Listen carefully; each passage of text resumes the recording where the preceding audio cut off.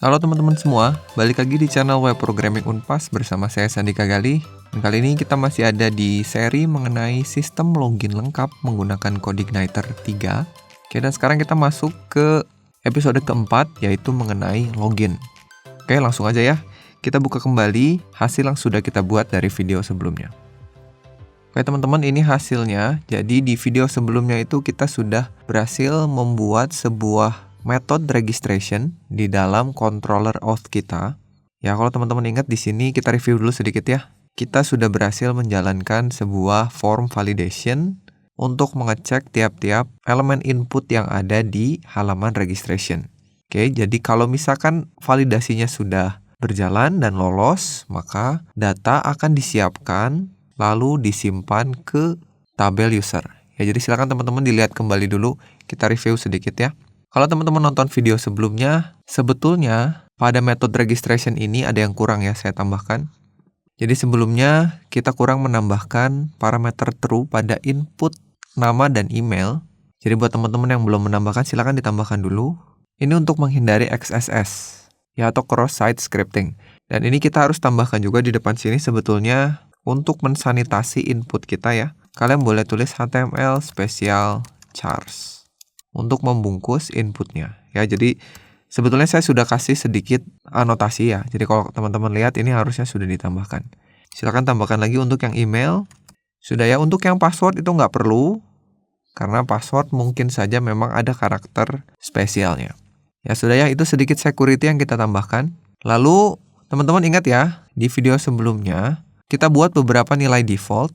Yang pertama ini role ID, kita asumsikan bahwa yang melakukan registrasi ke sistem kita itu pasti member ya. Jadi defaultnya member, lalu otomatis aktif. Dan nanti ini ingat-ingat akan kita ubah menjadi tidak aktif, jadi 0 ketika kita sudah belajar user activation. Jadi untuk sekarang anggap aja langsung aktif.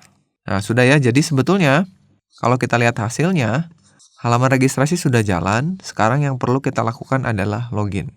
Ya, jadi sebetulnya login ini cukup sederhana ya. Jadi kita akan validasi inputnya dulu seperti biasa. Lalu setelah itu kita cek apakah ada user yang sudah terdaftar di database kita. Ya, coba teman-teman cek dulu di dalam database-nya. Pastikan di tabel usernya, tabel WPU login, di tabel usernya itu sudah ada beberapa data. Ya, kita punya 2 data hasil dari video sebelumnya.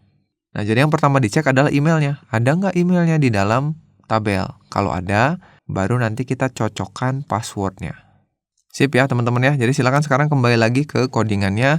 Sekarang kita akan perbaiki atau kita akan tambahkan validasi untuk login. Login itu metodenya adalah index di controller auth. Jadi silakan teman-teman arahkan dulu ke sini. Kita akan validasi dulu ya. Jadi di sini silakan tambahkan if sama seperti registration, $this, lalu form underscore validation, lalu run, itu sama dengan false. Seperti biasa, jalankan yang ini. Boleh kalian blok aja, terus ALT atas. Sudah, ini kalau gagal, tapi tentu saja kita harus tambahkan juga rules ya. Jadi silakan tulis di sini this form validation, sekarang set underscore rules. Nah, ini untuk elemen yang mana? Untuk elemen input mana? Nah, coba kita ingat-ingat lagi. Buka halaman view loginnya.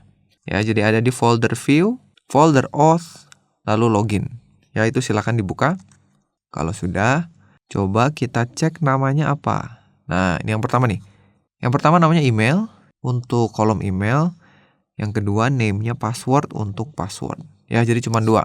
Simple aja. Email ya. Email. Lalu ini adalah labelnya atau aliasnya, itu email. Untuk tampil ketika pesan errornya muncul. Lalu rules-nya apa? Yang pertama trim, seperti biasa, untuk menghilangkan spasi. Lalu kita kasih tanda pipe, ya, garis ini. Rule berikutnya adalah required, karena harus diisi. Dan yang terakhir, valid email. Sudah ya, ini untuk email. Selanjutnya, untuk password. Sama aja, kalian boleh copy aja ya. ALT shift bawah. Ini untuk password. Lalu tulis password, labelnya. Kita kasih apa nih? Trim dan required aja ya. Cukup begini, 2 saja. Sudah. Sekarang, jangan lupa kita set dulu errornya. Sama seperti registration ya. Kalau teman-teman ingat, kita punya, coba buka file registration-nya yang di view.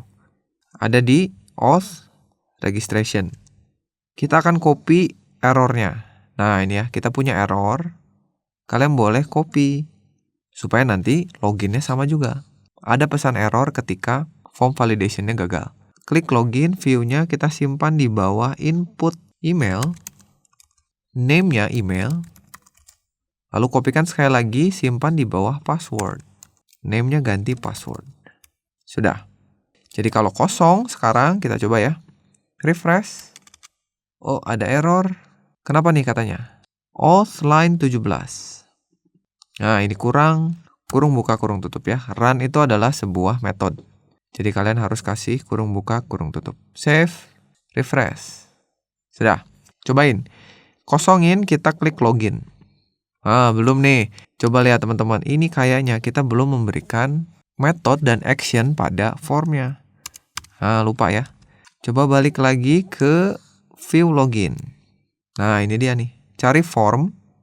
Ini harus ada 2 atribut. Yang pertama adalah method. Karena kalau nggak diisi, metodenya secara default adalah get. Kita ganti jadi post. Dan actionnya kita arahkan ke metode index di controller auth. Jadi boleh kalian buka tag PHP, ganti jadi sama dengan atau echo ini ya. Base underscore URL auth/index. Atau nggak usah lah, auth aja ya. Ini otomatis memanggil metode defaultnya index. Sip, save dulu, kembali lagi, refresh. Coba sekarang klik login. Tuh ya, sudah ada. Email harus diisi, password harus diisi. Kalau emailnya salah, sekarang saya tulis sandikagali@unpas, gini aja. Kalau saya klik login, tuh katanya emailnya tidak valid. Sip ya, berarti validasinya sudah selesai.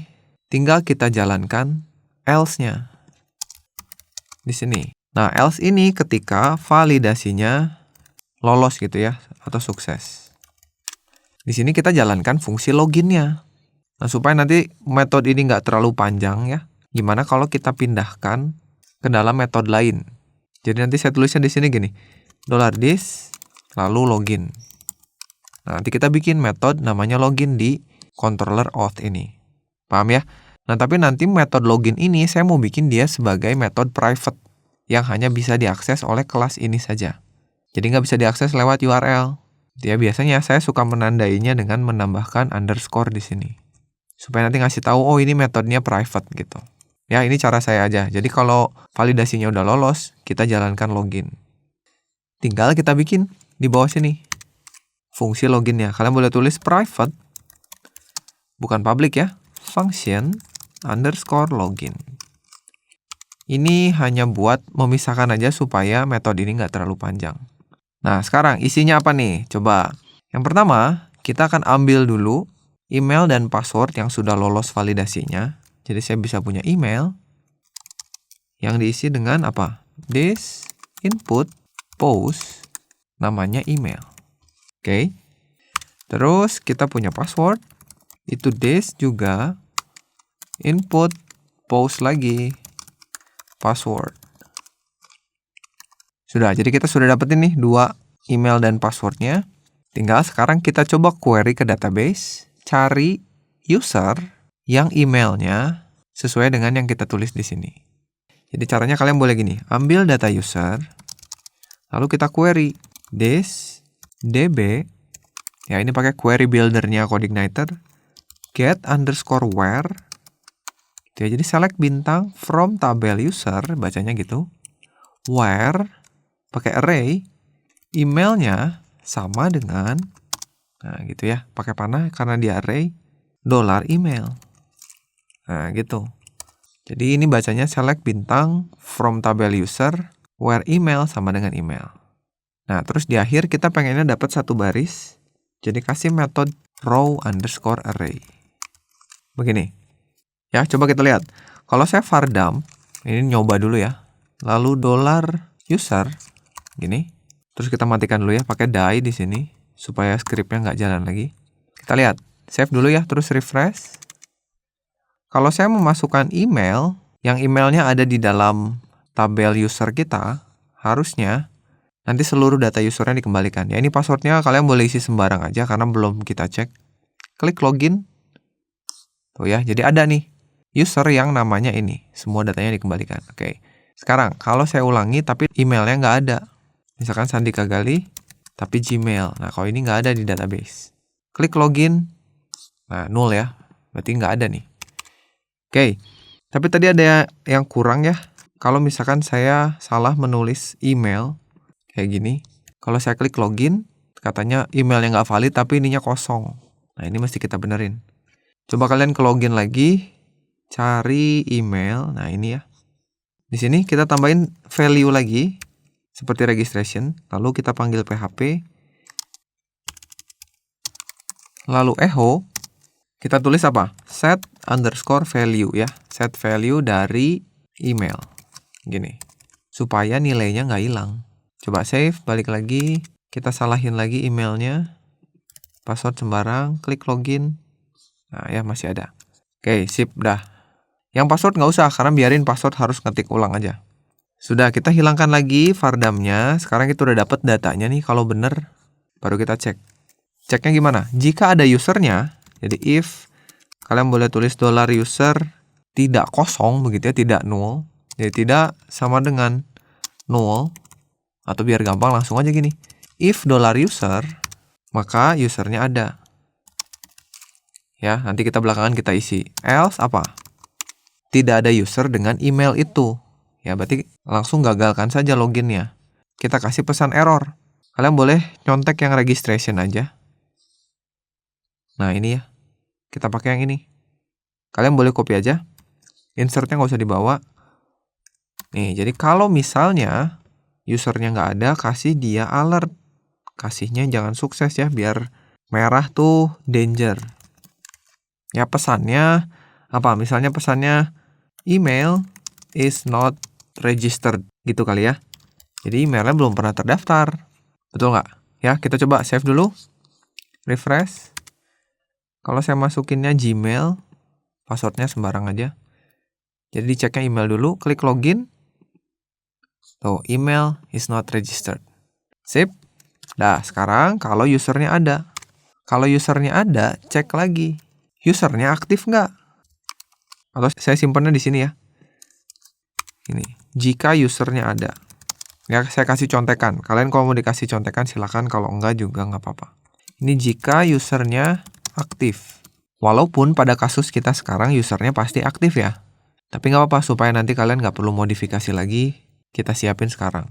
Jika array user ada, dan di dalamnya ada field is active, ya tadi kan dari sini kan dapat semua ya.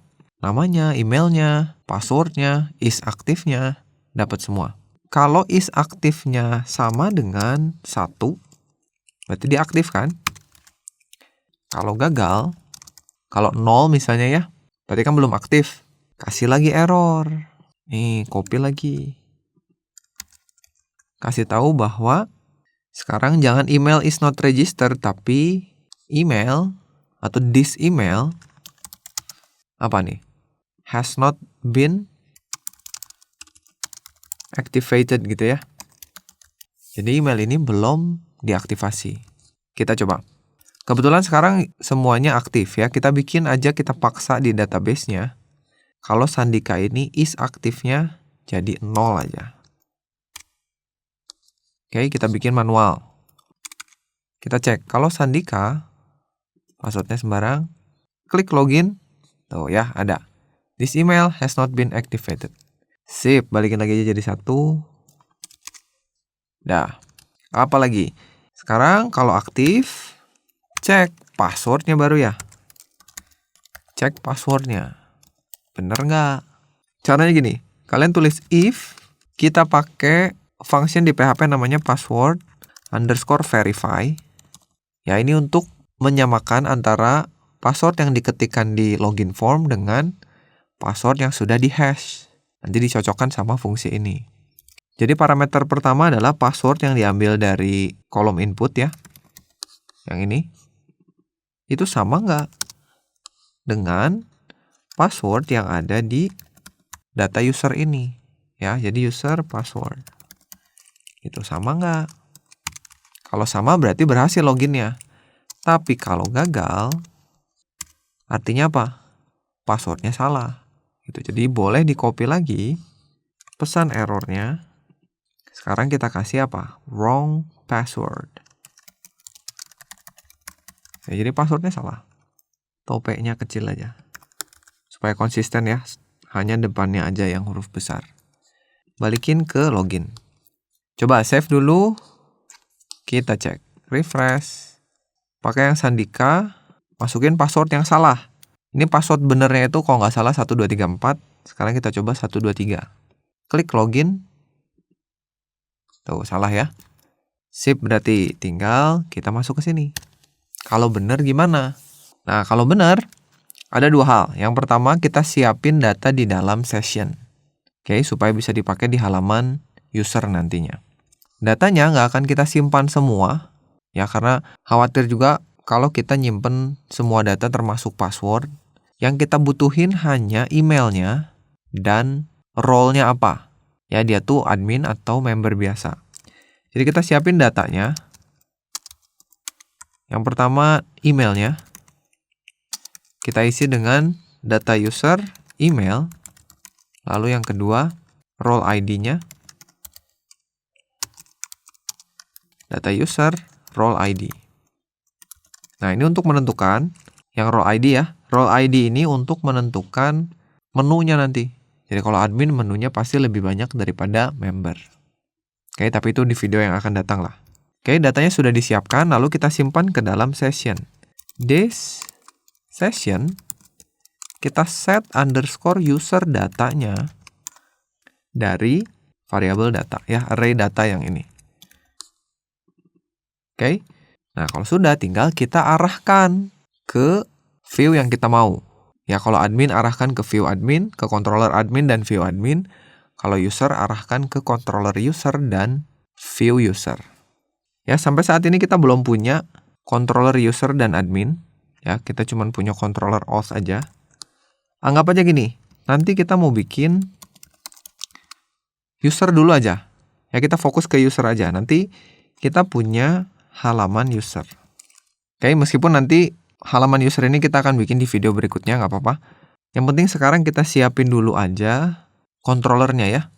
Jadi sekarang saya minta kalian bikin controller baru, cari folder controllers, sini, bikin file baru, kasih nama user.php. Oke, U-nya besar. Kalau sudah, kita sembunyikan lagi sidebar-nya, kita contek aja di controller auth bagian sininya. Oke, copy, masuk ke user, simpan, ganti nama kelasnya jadi user, tutup kelas controllernya. Nanti kita punya metode defaultnya public function index. Ini yang nanti di dalamnya, ini kita nggak usah bikin view-nya dulu ya. Jadi kalian boleh echo aja selamat datang user misalnya ya. Nanti usernya kita ganti namanya jadi user yang masuk. Minimal gitu dulu aja. Kita coba. Save dulu ya, terus refresh. Kita masukkan dulu Sandika Gali @unpas. Ini pasti ada di database. Kita masukkan passwordnya. Ini 1234 ya dari video sebelumnya. Coba kita klik login. Loh, salah ya passwordnya ya? Padahal kayaknya benar tuh 1234. Ini kayaknya kita ada salah coding. Coba kita lihat dulu ya. Kalau di database, padahal udah masuk nih kayaknya passwordnya. Tapi saya curiganya ini passwordnya semua salah. Coba kita lihat ya. Ke bagian registration. Oke, ini yang pertama ambil nama, email, password. Oke. Ini sudah oke. Ini kalau lolos. Nah, betul teman-teman ya. Jadi ini ada kesalahan nih. Harusnya ini password 1. Jadi nggak ada nih input yang namanya password. Sehingga ini pasti semuanya melakukan hash terhadap input yang nggak ada. Jadi ini pasti artinya kosong semua. Coba teman-teman perbaiki dulu yang bagian registration-nya. Ini harusnya password 1 ya. Sip, coba perbaiki dulu. Nah, sekarang berarti kita butuh registrasi akun baru. Ya, jadi sayangnya coba teman-teman ini hapus aja semua user yang sudah terregistrasi. Nggak apa-apa. Silakan di-delete aja semua, karena passwordnya itu pasti salah semua. Oke ya, tinggal kita bikin user baru. Refresh dulu. Bikin akun baru, kasih nama Sandika atau nama kalian silahkan. Emailnya yang benar. Passwordnya 1234 atau silahkan kalian mau password yang lain boleh. 1234. Klik register. Sudah, tinggal kita login. Sandika 1234. Ini harusnya berhasil. Klik login. Nah, masuk ya. Begitu teman-teman ya. Jadi mohon maaf nih, ada kesalahan sedikit. Password 1, padahal cuma salah dikit ya. Sudah, kita sudah berhasil sekarang login.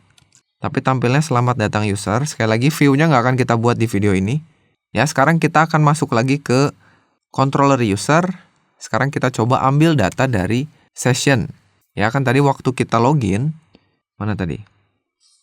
Nah, ini ya, waktu kita login kita nyimpen data ke session. Artinya sekarang di session udah ada data email dan data role ID. Kalau saya mau mengambil data dari user berdasarkan email yang ada di session, saya bisa gini. $this db get where lagi ya. Get_where. Cari user yang emailnya itu sama dengan kita ambil dari session. This session user data email. Lalu ambil satu baris saja, row array.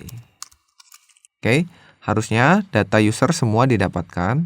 Tinggal kita coba tampilkan namanya aja dulu ya. Contohnya gini, selamat datang nih harusnya. Selamat datang lalu kita gabung dengan $data user terus name. Ya. Ini kalau di controller begini. Ini buat nyobain aja. Oke, kita jalanin. Saya refresh. Tuh ya, langsung selamat datang nama kita. Selamat datang nama usernya. Jadi sekarang data usernya sudah bisa kita akses. Kalau nanti kalian loginnya pakai nama yang beda, pasti ininya juga beda. Sekarang terakhir, sebelum kita akhiri video ini, kita coba bikin metode logout dulu ya. Di dalam controller auth kita. Jadi silakan di akhir aja ya. Di akhir tambahin metode baru. Kita kasih nama public function logout. Ini. Walaupun di video ini kita bakal ngaksesnya lewat URL, nggak apa-apa. Belum lewat tombol. Tugasnya, function logout ini adalah ngebersihin session sambil mengembalikan ke halaman login. Ya, jadi gampang aja. Kalian boleh tulis this session unset sekarang ya. Unset user data email. Buat ngilangin emailnya. Kita punya juga apa? Role ID ya. Itu kita unset juga. Boleh duplikat aja. Ini role ID. Supaya bersih semua sessionnya. Baru setelah itu kita redirect. Ya, ini boleh kalian copy aja nih yang di atasnya. Seperti biasa, set flash data, simpen di sini. Sekarang tulisannya gini. Ini hapus saja. Warnanya hijau, sukses. You have been logged out. Nah, balikin ke login ya, auth index. Sudah, kita refresh dulu. Sekarang kita masuk ke auth/logout karena kita belum punya tombolnya. Enter, balik ke login. Sip ya teman-teman ya. Jadi itu teman-teman, kali ini kita sudah menambahkan fitur login pada aplikasi kita. Dan di video selanjutnya kita akan tambahkan halaman untuk user dan halaman untuk adminnya. Supaya kalau udah login, tampilnya nggak cuman begini. Baik, jadi mungkin itu aja untuk video kali ini. Mudah-mudahan membantu ya. Walaupun tadi ada sedikit kesalahan dari video sebelumnya, nggak apa-apa. Jadikan saja itu sebagai momen untuk belajar ya. Dan sebelum saya akhiri, saya ingatkan kepada teman-teman semua jika ingin mengetahui di balik layar dari channel Web Programming Unpas dan ingin mengetahui informasi-informasi terbaru mengenai video apa yang akan diupload, biasanya informasi tersebut saya simpan di akun Instagram saya di @sandikagali. Jadi silakan teman-teman boleh follow aja. Oke, jadi itu aja untuk video kali ini. Terima kasih teman-teman sudah menyaksikan. Mudah-mudahan paham. Kita ketemu lagi di video berikutnya. Saya Sandika Gali pamit dan seperti biasa teman-teman, jangan lupa titik koma.